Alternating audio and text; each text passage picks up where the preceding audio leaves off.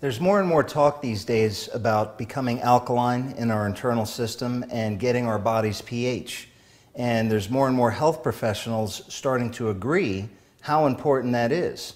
But as you saw earlier, I said that pH is not everything.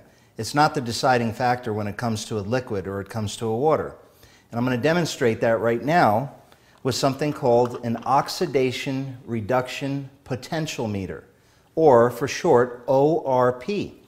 Now this meter was actually created for the beer and wine industry, and what they do is they put this in the barrel and it shows an electrical charge, and the beer and wine master can tell when the fermentation process is ended. Also, the pool industry uses these because they put them in the water and it shows if the water is oxidizing enough to mold and bacteria, which tells the pool guy if he's got enough chlorine in your water. We've also found that we can use them to measure ionized water. So liquids can only be one of two things. They can be positively charged or they can be negatively charged. Negative charge is the spark of life. Negative charge is what gives you the living electrical current for all your cells to thrive, for your energy system to work, for your immune system to work at its maximum capacity. Negative ORP is huge. It's everything. And this is why I said earlier that just because something is pH doesn't make it ideal for health. As we saw, our tap water was pH, but we know the tap water has chemicals and other contaminants in it. The bottled water is pH, but as we're going to see in a second, is it negatively charged, which means that it can have powerful antioxidant power in your body and donate electrons to cells?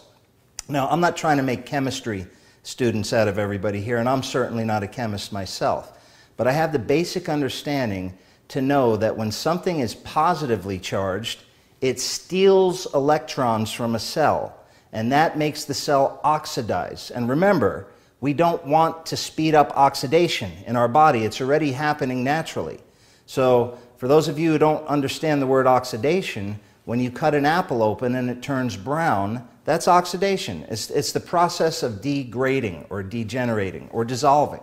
Oxidation is when metal turns to rust. That's oxidizing. So let's take a look and see what these waters measure on the oxidation scale. Here's some Fiji water. We'll take some, and I didn't want to skew the test by testing these colored liquids, so I'm pouring some fresh samples here. And some Dansani. I think we owe it to ourselves to test the Penta, since the Penta calls itself superior hydration, patented process, energizes the water. So let's see how energetic it is. And then the soda. Let's see how the soda measures. We're going to measure, of course, our Chanson ionized water as well. So I'm going to put this out in front and center because that is the star of the show. And let's have a look at these. Now, with this meter, if you see a negative symbol like you see now, that means the water's negatively charged. If you don't see the negative symbol, that means it's positively charged. Well, let's take a look at the Fiji water. And we could see here that we're positively charged and we're climbing into the positive range. All right? Let's test our Aquafina. That's about a 200 millivolt, and not much different than the Fiji water. Now, isn't that interesting? The Fiji water is from a pristine place in Fiji. The Aquafina water is from Pepsi-Cola's plant in the United States. Dansani will get just about the same results, about a 240. Now again, for those of you who are into electronics and stuff, this is a millivolt reading, so we're reading millivolts right now. Here's our Penta water, the energized water. I hope we can all see this now. I'm not making this up. It's more oxidizing. Remember, positive charges, the higher oxidizing that it is, negative charges, the more of an antioxidant that it is. So when something's negatively charged, it can donate electrons to cells and help them rejuvenate and become as strong as possible. Here's our soda. Whoa! You really want to drink this stuff, huh? 442, twice as oxidizing as any of the bottled waters. But I want special note that our alkaline bottled water was still oxidizing. All right, now let's test the star of the show.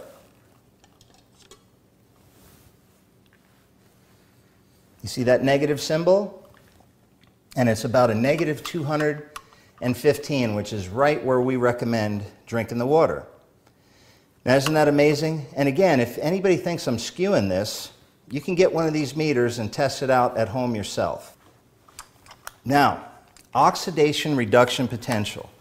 I call it the spark of life. When it comes to water, there's only two kinds of water. You have living water and you have dead water. Now remember what we said earlier. Nature actually makes living water. So we're not doing something that nature doesn't do also.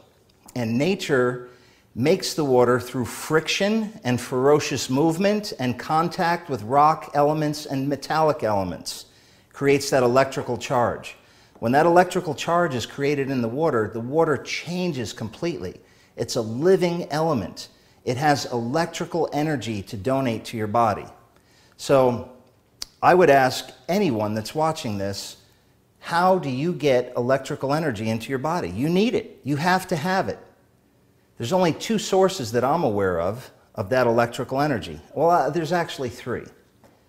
Maybe there's four. But the first one would be through food.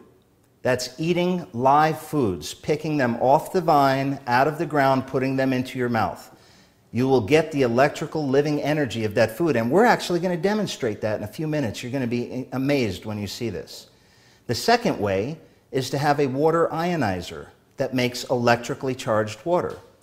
The third way would be to take your finger and stick it inside an electrical socket. Now, we're definitely not recommending that you do the third method. We prefer the first and the second method. Matter of fact, the third method probably wouldn't work out too well for you at all. But you get the point. We need electrical energy. It's a huge part of what keeps us strong, vibrant, and healthy. And what is electrical energy? Is it a vitamin? Is it a mineral? Is it fiber? It's not part of any of that. It's a new category that we all need to be very aware of. The electrical energy of things is what makes things absorb into your body. So here's a great example for you. You take a piece of fruit off the vine. It's negatively charged off the vine that we're going to demonstrate here in a second. It's negatively charged. All the vitamins and minerals and everything in that fruit carry the negative charge, and it makes it able to absorb into your body. When the fruit is an hour old or picked an hour or 2 hours later, it's lost its negative charge already. So even though there's sustenance in there for you to survive, there's no energy, there's no spark of life. It is so important. And there's nothing that I've seen out there that can duplicate that living energy in water outside of nature than a water ionizer.